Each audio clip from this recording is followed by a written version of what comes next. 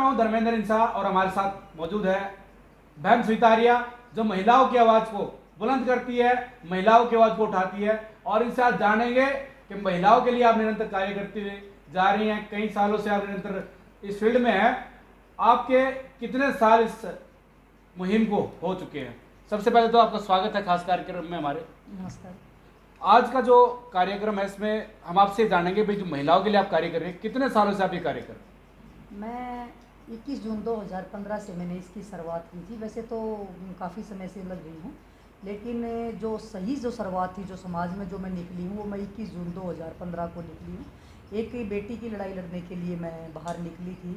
मुझे पता लगा था कि 17 जून 2015 को एक बेटी ने सिविल हॉस्पिटल में जन्म लिया था और उसकी माँ ने उसको ये कह के छोड़ दिया था कि मेरे घर में तो बेटा पैदा हुआ है और मेरी बेटी को बदल दिया गया है और मतलब हमारे को बेटी दे दी है। उस बेटी की लड़ाई लड़ने के लिए मैं 21 जून 2015 को समाज में आई थी और उसके बाद मैं बेटियों की लड़ाई और महिलाओं की लड़ाई लड़ती आई। आपके मुताबिक आपको 6 वर्ष हो गए इस काम करते हुए, जी। तो कितनी समस्याओं का सामना आप लोग को करना पड़ा भाई? उतार चढ़ाव आते हैं ज़िंदगी में ऐसे काम करने में, क्योंकि सामाजिक काम अगर कोई करता है तो उसकी टांग खिंचाई जा होती है। आप क्या मानते हैं इसमें? जब से मैं समाज में काम करने के लिए निकली थी, वे बेटियों की आवाज़ बुलंद करने के लिए जब मैं समाज में आई थी, तो बहुत सी कठिनाइयों का सामना करना पड़ता। आपको पता ही है कि बेटियों के साथ भेदभाव होते हैं, बेटियों के साथ हमेशा ही बेटे और बेटी में फ़र्क किया जाता। और मैं खासकर मैं ग्रामीण प्रदेश में पैदा हुई, तो खासकर ग्रामीण प्रदेश में आज भी कुछ जगह ये चीज़ें आज भी हैं भेदभाव की। लेकिन जब से मैं समाज में आई हूँ, मैंने पीछे मुड़ के नहीं देखा। चाहे कोई कठिनाई है, मैंने हर कठिनाई का डट के मुकाबला किया है। और जो भी मैंने कार्य शुरू भी किया, किसी बेटी की लड़ाई शुरू करी, किसी महिला की शुरू करी या किसी भी पीड़ित की शुरू करी, उसमें चाहे पुरुष भी हो, तो मैं उल्टी नहीं हटी हूँ। मैंने हमेशा ही मतलब कहने का मेरा मतलब ये है कि मैंने कभी पीछे मुड़ के नहीं देखा। बिल्कुल, महिलाओं की आप आवाज़ उठाती हैं। और इसी बीच एक मामला है जो सामने आया, संज्ञान में आया है कि मुख्यमंत्री मनोहर लाल खट्टर जाके जो किसान बॉर्डर पर बैठे हुए हैं, उन्होंने कहा कि किसान ये क्रिमिनल टाइप आदमी यहाँ पर बैठ गए हैं, बलात्कारी लोग यहाँ पर बैठ गए हैं, और ये जो लोग हैं कहीं ना कहीं हरियाणा की छवि को खराब कर रहे हैं। आप क्या कहना चाहेंगे? क्योंकि देश का हरियाणा का जो राजा है वो मनोहर लाल खट्टर मुख्यमंत्री है, उसको लेकर के क्या कहेंगे कि पूरे प्रदेश के अंदर जाके ऐसी घटनाएं हो रही हैं, उसको लेकर के आपकी क्या राय है?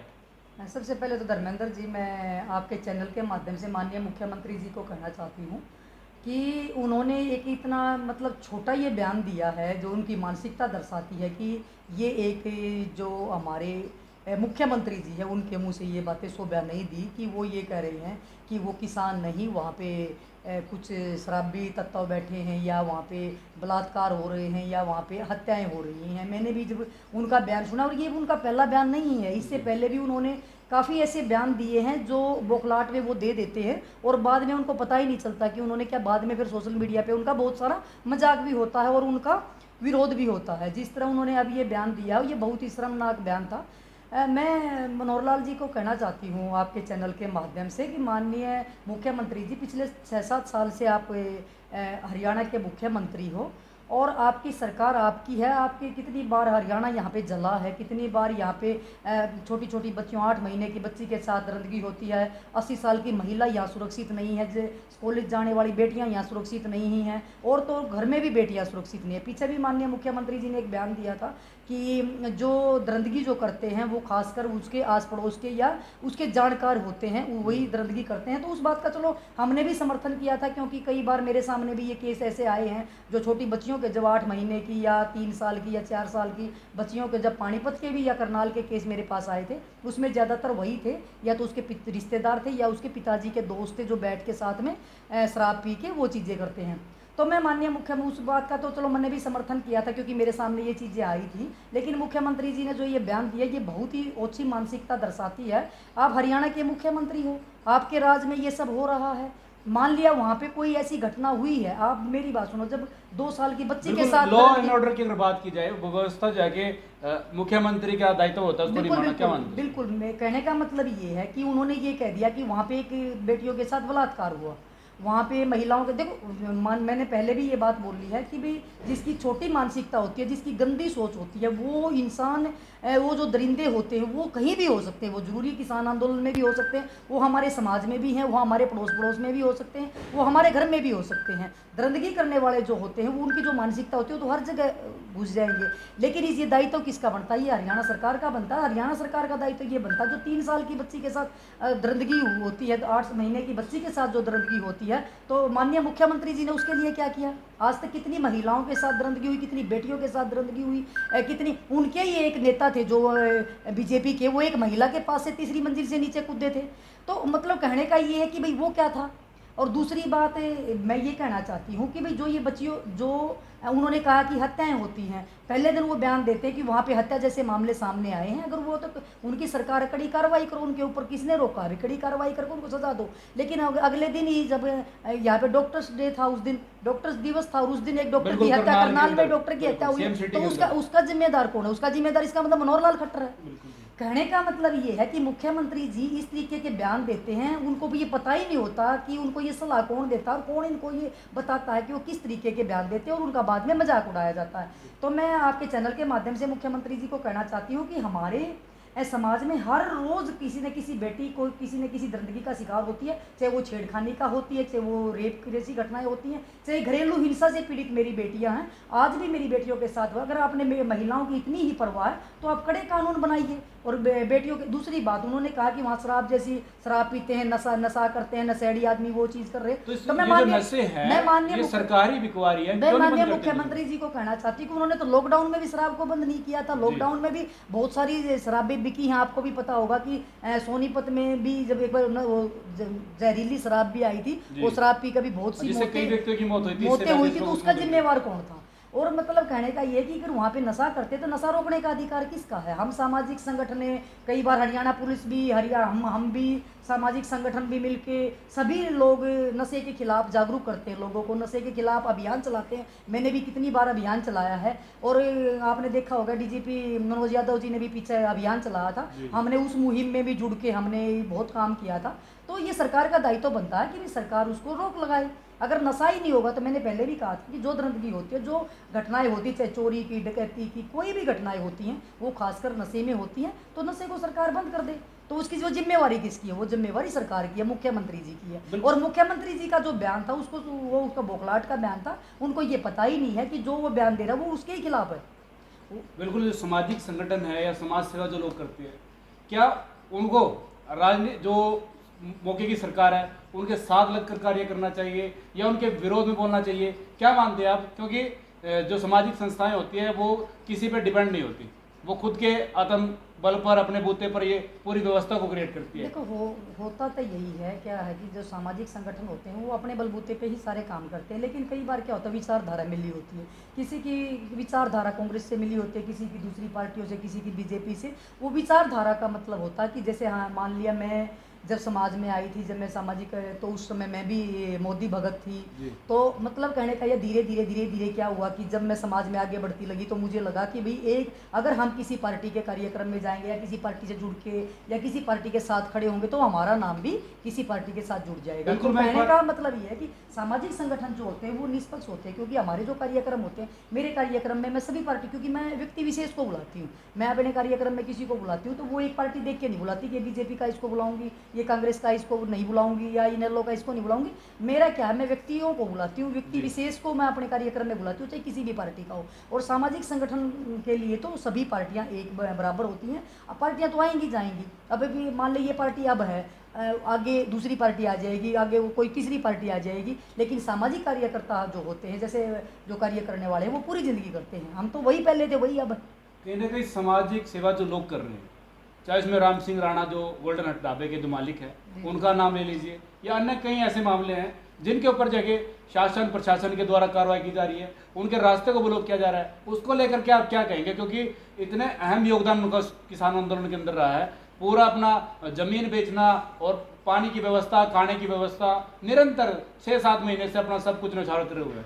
उस बारे में क्योंकि काफ़ी वीडियो में देख रहा था और उस वीडियो के माध्यम से मुझे जानकारी मिली है, क्या कहना चाहेंगे आप? देखो, सबसे पहले तो मैं राम सिंह जो राणा जी है उनको साधुवाद भी देती हूँ और उनका धन्यवाद भी करती हूँ कि वो पिछले 7 महीने से किसान आंदोलन में बढ़ चढ़कर भाग ले रहे हैं, और मैं उनको साधुवाद देती हूँ कि अपना एक ढाबा तो उन्होंने वहाँ पे किसान आंदोलन में बिल्कुल ही समर्पित कर रखा था, और दूसरे ढाबे के आगे जो बैरिकेड लगाए उसके हमने सब ने कड़े शब्दों में उसकी निंदा भी करी थी, और ये हम अब भी कर रहे हैं। लेकिन मैं आपको बताना चाहती हूँ धर्मेंद्र जी, ये सरकार ने थोड़ी जल्दबाजी करी है कि उनके जो बाहर जो बैरिकेड लगाए हैं, जी। लेकिन आपको शायद मालूम नहीं होगा कि एक 26 जून 2020 को एक कानून बना था, नेशनल मतलब ये मिनिस्ट्री ऑफ हाईवे ने ये एक कानून पास कर दिया जो किसी को पता ही नहीं लगा। आपको पता ही है कि मीडिया दिखाती नहीं जी, है, बिल्कुल। मीडिया ने वो दिखाया नहीं, वो कानून पास हो गया। कानून पास होने के बाद कि पूरे हिंदुस्तान के जो जितने भी हाईवे हैं सभी हाईवे को बैरिकेड, पूरे हाईवे पे बैरिकेड लगाए जाएंगे, जी। और कोई भी अगर चाहे वो पेट्रोल पंप है, चाहे कोई स्कूल है, चाहे कोई ढाबा है, चाहे कोई होटल है, यानी कि कोई भी, चाहे कोई मतलब रेडी लगाने वाला भी है, अगर कोई भी आदमी जीटी रोड के ऊपर, हाईवे के ऊपर अगर कोई अपना कार्य मतलब कारोबार चलाएगा तो उसको परमिशन लेनी पड़ेगी सरकार से। सरकार से जो उन्होंने परमिशन लेनी है, परमिशन किस चीज़ की लेनी है? परमिशन उन्होंने सबसे पहले लेनी है कि भाई अप्रोच रोड की। जी। जब अगर हमने ढाबे पे वहाँ बैरिकेड लगे, अगर राम सिंह राणा जी को भी अगर वहाँ पे ढाबे का रास्ता खुलवाना पड़ेगा तो उसको एक परमिशन लेनी पड़ेगी। जी। परमिशन में क्या होता है, अप्रोच रोड बनाने के लिए उन्होंने परमिशन लेनी पड़ती है कि भाई मेरे को यहाँ पे रास्ता 10 लाख रुपए तो उनके वैसे ही खर्चा है, और उसमें जब ढाबे का रास्ता लेने के लिए अप्रोच रोड उन्होंने खुद बनाना पड़ेगा। इसमें कानून में ये चीज़ है, अप्रोच रोड आप खुद बनाएंगे, जिसमें उन्होंने 10,000 रुपये जो शुरू में फीस है उसकी, उसके जो अप्रूवल जो फीस होती है 10,000 रुपये उसकी जो फीस है वो जो फीस है वो क्या 10,000 डिपार्टमेंट रुपये में? शुरू में, हाँ शुरू में इन्होंने परमिशन लेने के लिए अपना वो जो बनाने के लिए 10,000 रुपये एक अप्लीकेशन फीस, 20,000 रुपये अप्रूवल फीस जी। जो उसको आप अप्रूवल करवाने के लिए, और 2.5 लाख रुपये बैंक में सिक्योरिटी, और 2.5 लाख रुपये और किसी चीज़ के हैं जो उसने जमा कर, हाँ 2.5 लाख रुपए हैं कि अगर आप गलत तरीके से, अगर कोई मान लिया आपने कोई डॉक्यूमेंट्स पूरे नहीं किए, जी। कोई आपकी गलती है, तो अगर आपने वो रोड वहाँ पे बनाना शुरू कर दिया या कुछ भी कर दिया तो 2.5 लाख रुपए आपको पेनल्टी शुरू होगी। तो वो सारे उसके अंदर मतलब उस कानून के अंदर जो इन्होंने कानून पास किया उस कानून के अंदर ये सारी चीज़ें दी गई हैं। मतलब तो इसमें सुनीता जी, कहने मेरा का कहने मतलब ये है, हाँ कि आज तो राम सिंह राणा जी का जो होटल का रास्ता है वो रुका, ढाबे का रास्ता पूरे है, पूरे हिंदुस्तान भविष्य के में जो रास्ते- और ढाबे हैं, सभी के नहीं, रास्ते बंद हाँ होंगे। इसके सबके रास्ते बंद होंगे, चाहे वो होटल है, चाहे ढाबा है, चाहे, लेकिन अब जो किसान आज अपना, क्योंकि किसान जल्दी समझ गए, किसान अपने बॉर्डर पे जाके बैठ गए या किसानों ने आंदोलन शुरू कर दिया। बहुत से लोग हैं जो बेरोजगार होंगे, क्योंकि आपको पता है कि जो आदमी फड़ी लगाता है, क्या जी। कोई आदमी हाईवे पे मान लिया आम भी बेचता है, या छोटे ढाबे हैं, ट्रक वाले भी जाते हैं वहाँ से टैक्सी वाले भी जाते हैं, गरीब आदमी वो बेचारे ढाबे के ऊपर लेट के मतलब अपनी मतलब कहीं भी आराम कर लेते थे, खाट पे लेट के कहीं भी। तो अब तो बड़े बड़े होटलों में, क्योंकि जो इन्होंने कानून बनाया है, कानून के अंदर जो इन्होंने चीज़ें कंडीशन लगाई हैं, वो एक आम व्यक्ति उस कंडीशन को पूरा नहीं कर सकता, उसको पूरा करेगा तो एक जो बड़े बिजनेसमैन है, जो मान ले होटल बना सकते हैं, वो करेंगे। दूसरी बात, एक 10 रुपये का 20 रुपये का चाय का कप एक ढाबे पे मिलता है, होटल में जाओगे तो वही 50 रुपये का 100 रुपये का मिलेगा। एक ड्राइवर, एक टैक्सी ड्राइवर या एक ट्रक ड्राइवर या एक आम जनता, जैसे बस भी जाती है, बस में सवारियाँ होती है, तो एक आम जनता कहीं रोक के लंबे रूट पर जाते हैं, तो वो कैसे चाय पिएगा, कैसे खाना खाएगा, कैसे होटल में रह के रहेगा। तो ये बहुत ज़्यादा उनके ऊपर लोग व्यापार की बात हो रही है, उसको आप कहाँ ये बार जो इस प्रकार के टैक्स लगाना, इस प्रकार की परमिशन लेना, या भूख के ऊपर व्यापार होने की बात हो रही है। इसका मतलब ये है कि आज किसानों को ये चीज़ें दिखाई देगी तो किसान अपनी लड़ाई लड़ रहे जी। हैं, कल को आम जनता के साथ भी ये होना है। क्योंकि जब हाईवे इन्होंने उसमें एक कंडीशन उन्होंने इसने इस चीज़ को तो कर दिया कि भाई, तो उन्होंने जो बताया है कि भाई टोल टैक्स जो लगाते हैं, जी। इसकी सुविधा के लिए ये चीज़ें इन्होंने इसमें हवाला दे दिया। और जो इन्होंने हवाला दिया, इन्होंने क्या किया, जब वो इन्होंने सबमिट भी करी है ना रिपोर्ट भी, एक्सीडेंट हो जाते हैं कट के हिसाब से, और हादसे हो जाते हैं, कुछ भी हो जाता है, जो सुविधा चाहिए, अगर हमने टोल टैक्स दिया तो हमने चंडीगढ़ जाना तो हमें वो सुविधाएं चाहिए, उन्होंने वो चीज़ तो दिखा दी। लेकिन इनकी एक गलती और थी, इन्होंने ये क्या करते हैं, जैसे किसानों का भी कानून पहले बनाया बताया बाद में, ऐसे ही इस तरीके का करते हैं। इन्होंने क्या किया, ये 20 जून को इन्होंने कानून पास कर दिया, और जो इन्होंने रिपोर्ट जो सबमिट करनी थी, अब भाई किस वजह से ये रोड को जो ये है कितने एक्सीडेंट हुए हिंदुस्तान में, कौन से कहाँ पे एक्सीडेंट हुए हैं, ये रोड की वजह से हाईवे पे कितने एक्सीडेंट हुए, वो रिपोर्ट सबमिट करी इन्होंने सितंबर में। तो कहने का मतलब रूल वो पहले बना दिए वो सितंबर में, और जिसमें से हमारा हरियाणा और पंजाब जिसमें सबसे पहले ये बैरिकेड लगाने शुरू करे हैं। हरियाणा और पंजाब तो वैसे भी हर उसमें अगर आप देखोगे एक्सीडेंट में या किसी चीज़ में भी लगा तो वो 11वें 10वें 11वें से ऊपर है, मतलब 12वें में 10वें में सबसे ज़्यादा जो है दूसरे तीसरे नंबर पे यूपी आता है। तो इन पे इसलिए ज़्यादा हादसे हुए हैं। तो अपना हरियाणा और पंजाब तो वैसे भी 10वें 12वें नंबर पे आता है, या कई जगह 15वें नंबर पे भी। बिल्कुल सुनीता जी, आप क्या मानते हैं, काफ़ी 7 महीने हो गए किसान सड़कों पर बैठे हुए, जो आम लोग हैं जिनको दिल्ली जाना होता है, पहले समय लग रहा था 1.5 घंटे का जाने में, अब 3 से 4 घंटे का समय लग रहा है।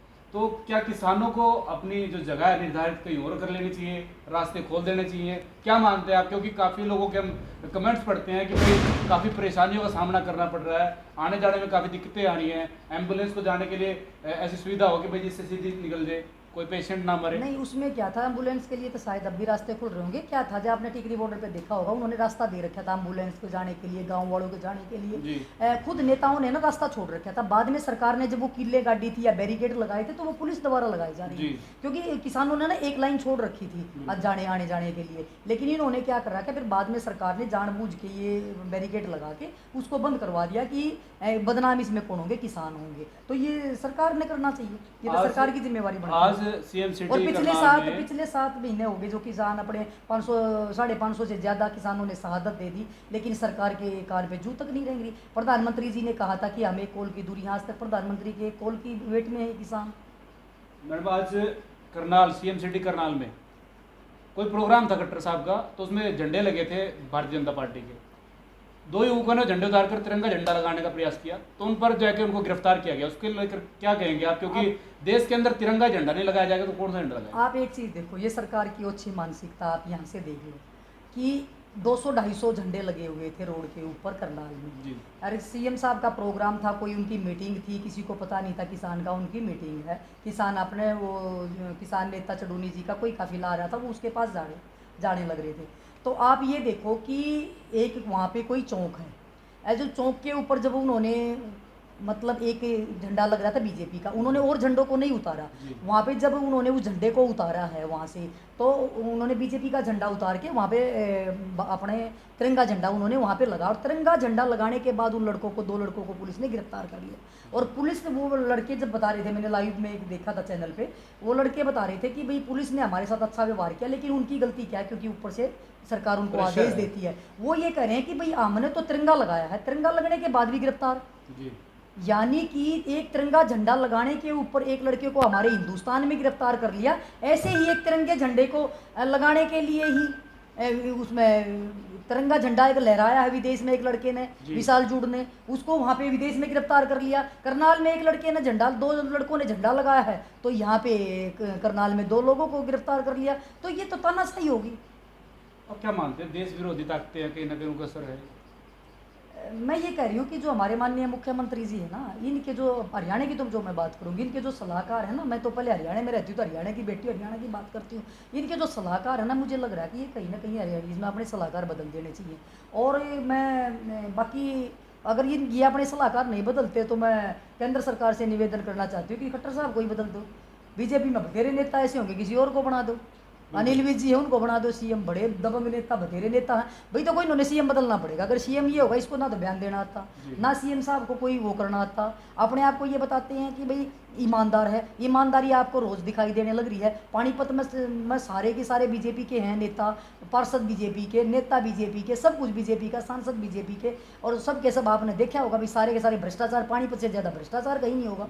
दूसरी बात मैं आपको एक और कहना चाहती हूँ, हमारे माननीय सांसद जी का आपने देखा होगा कि वो गाड़ी दे के ही बात कर रहे थे, और एक महिला पत्रकार से भी किस तरीके से कई दिन पहले भी बात करी थी। कहीं ना कहीं पत्रकार को दबाने का प्रयास है, धमकाने का प्रयास। आप मेरी बात सुनो कि मैं एक प्रेस कॉन्फ्रेंस देख रही थी, कल की ही बात है, मैं एक प्रेस कॉन्फ्रेंस देख रही थी, और प्रेस कॉन्फ्रेंस के अंदर भी अगर कोई पत्रकार सवाल पूछता है, मान लिए, देखो जब मैंने मान लिया कोई किसी को बुलाता है अपनी प्रेस वार्ता में, और पत्रकार तो सवाल पूछेंगे। जब पत्रकार सवाल पूछता, सबसे पहले उनसे पूछा जाता कि आप कौन से चैनल से हो, फिर आप पूछे तेरी आईडी कहाँ है, फिर पूछते हैं कि जो सवाल पूछते हैं तो दूसरी बार उनको दबाया जाता है, फिर कहते हैं कि तुम्हारे मैंने सिफारिश करी थी। तो मैं आपके चैनल के माध्यम से पत्रकार भाइयों से भी कहना चाहती हूँ, पत्रकार एक आपके पत्रकारिता में इतनी ताकत है कि आप अपनी सिफारिश खुद कर सकते हो। आपके अंदर आप अच्छा काम करोगे, आपके अंदर इतनी ताकत होनी चाहिए, आपने किसी नेता की जरूरत ही नहीं पड़े।